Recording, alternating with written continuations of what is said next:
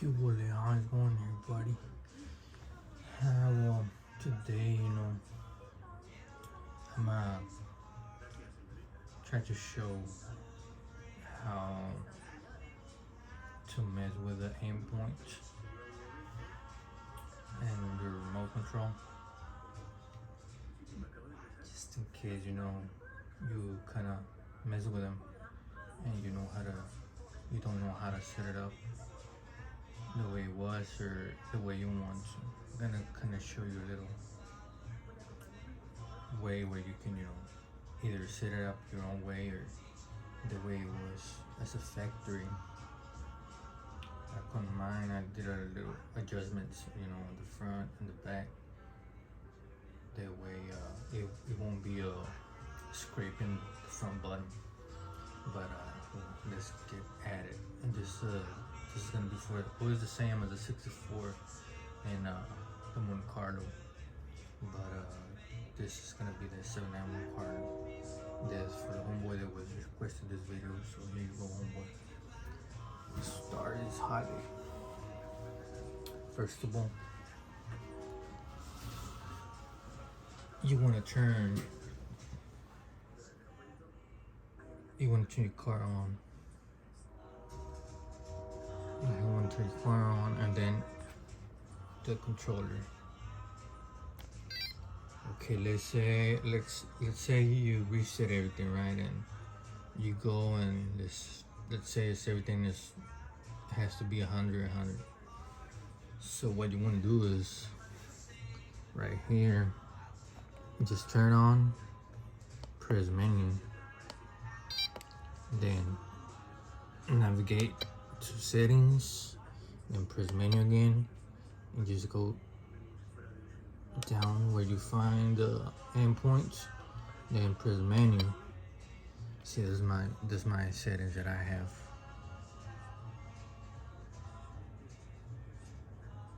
It's gonna be really up to you, like I said, how you wanna have them, how lifted you wanna have it, how dropped you wanna have it. So let me show. Let me turn it on.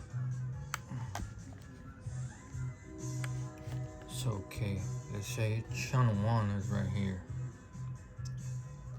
Remember, this is channel 1.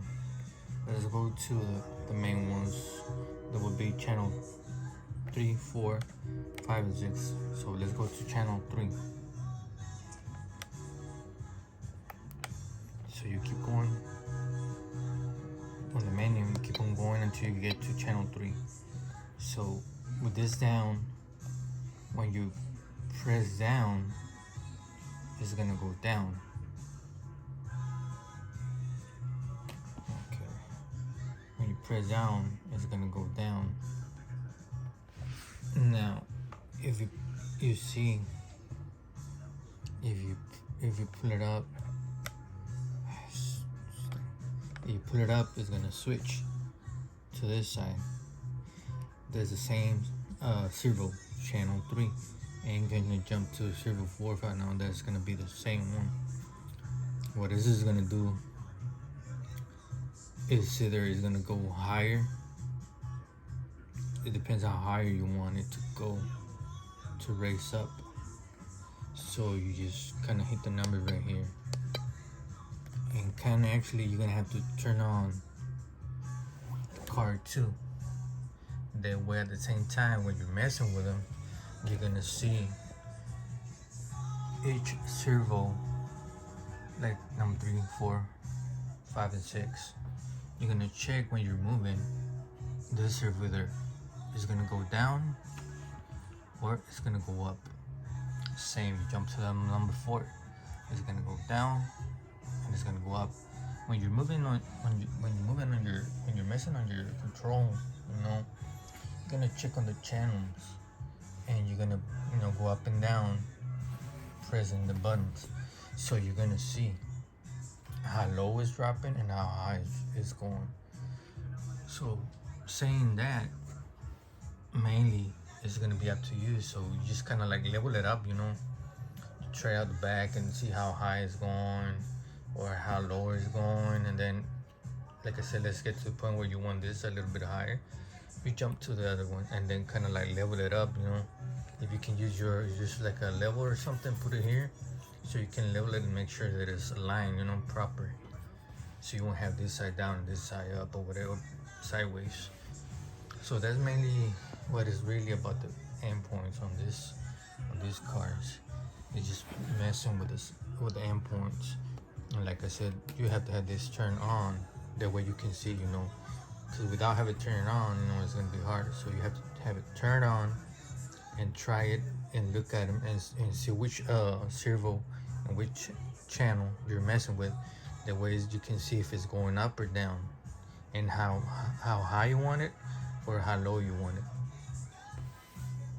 So it was just a quick video, just kind of giving you like an idea of how to set up your servos, your endpoints. Like I said, if you have them all on 100, reset it, and then just like I said, if something's not right or it's kind of crooked or whatever, like I said, just get on it like I showed you in the control, mess with them while it's turned on the car. That way you can see either that it's lifting or it's going down, or you know. And then after that, it's just really up to you how you want to have it. Like I said, mine it's just pretty good. Take this out here.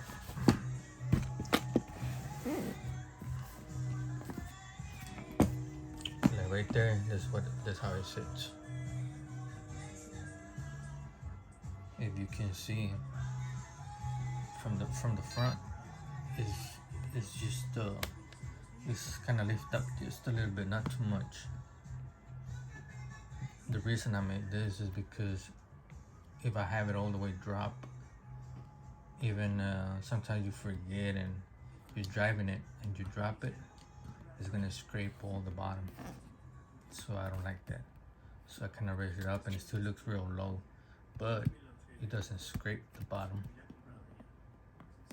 And then also when I'm hopping and dancing, I mean not hopping but making a dance and stuff like that, when it hits down or side, it doesn't hit the bottom.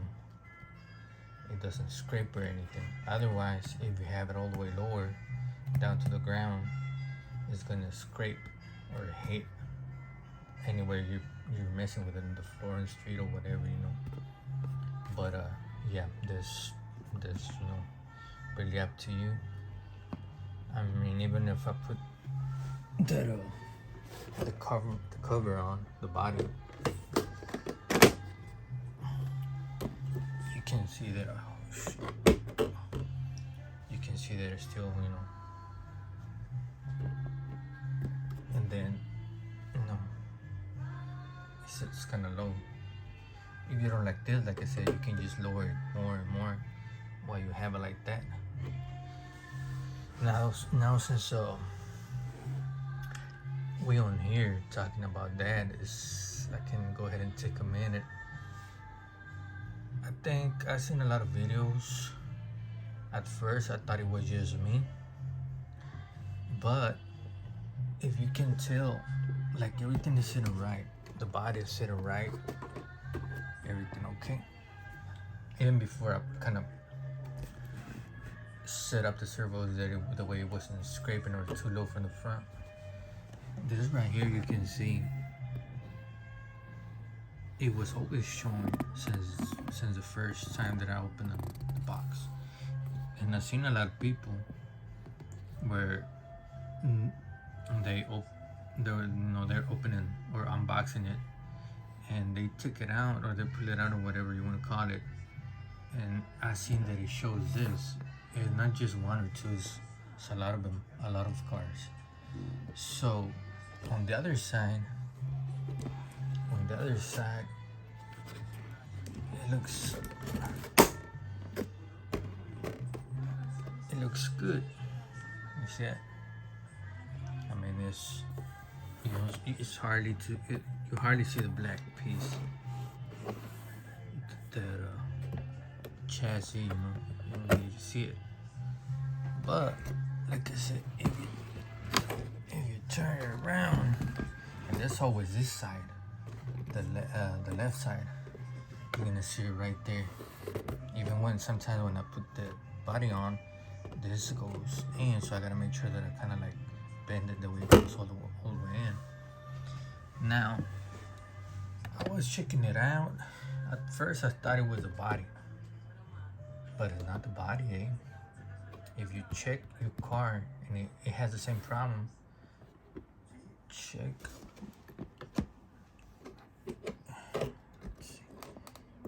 Check the chassis. The chassis is twisted. Yeah, it is twisted. It can. I seen a guy that he took off. What is it? Some part of here in front to drop the body, and it looks clean because it covers this, the bottom, the chassis. But like I said, mainly the problem is that I don't know why or I don't know, but I guess it was from the factory. It's twisted. It's not the body. This is the chassis or the plate or however you want to call it. This right here is twisted. The plastic is kind of twisted. That's why it looks like that. So I mean, it's a nice car. Like I said, I ain't putting it down or nothing like that. I mean, it's fine. It's a badass car. It's a badass Lolo. That Highland, all the stuff. We got the goodies y todo. Oh, and I did an upgrade on it. On the drive shaft. And like I said, yeah, it's mainly that chassis that is kind of crooked. So I don't know, probably in the factory that I don't know. I guess when they were making them or something went wrong. But yeah, this is what I've seen on mine, at least on mine. So, but overall, it's okay. Ain't nothing. It doesn't affect anything on the car. Just this, it looks lifted up a little bit more than the other side, but you can't really tell. It's just the point that I was gonna say. I haven't seen nobody talking about that, so it's just me. You might check your car and see if it has the same issue with mine and the other cars that I've seen around. But yeah, well, anyways, I hope with this tutorial about setting up the endpoints, it helps the homie or somewhere else, whoever are new into this RC lowriders and stuff like that, and endpoints and stuff like that. I mean, I'm not like professional or anything like that. Like I said, I was mainly focused on my real lowriders, and just like I said, the kid that came out with the Impala and 64, and like sometimes when I get on it, I want to get on it deep. I want to know what I'm messing with. I want to know how to fix it, how to mess with it, and when I get into something, I make sure I know how to mess with it, and I get deep on it and figure out things. So this how I kind of learn a little bit. I like I'm saying, I'm not a pro on this, but I do know some of it that at least it gets me out of a few problems, like that 64 up there. On the 64, I add another servo from Riffs. See how the hopping. I haven't tried it yet. I'm gonna see if I can try it out tomorrow. Kind of been busy, but I'm gonna see if I can try it out tomorrow and see if it hops better, or the ones that be showing the car, they probably mess with a servo. They kind of do like some kind of a setup or something. You know how to use, you know how you have to use that USB, and you can mess with it on the computer. That might be the issue that a lot of people makes that 64 hop like real nice, but all they said is just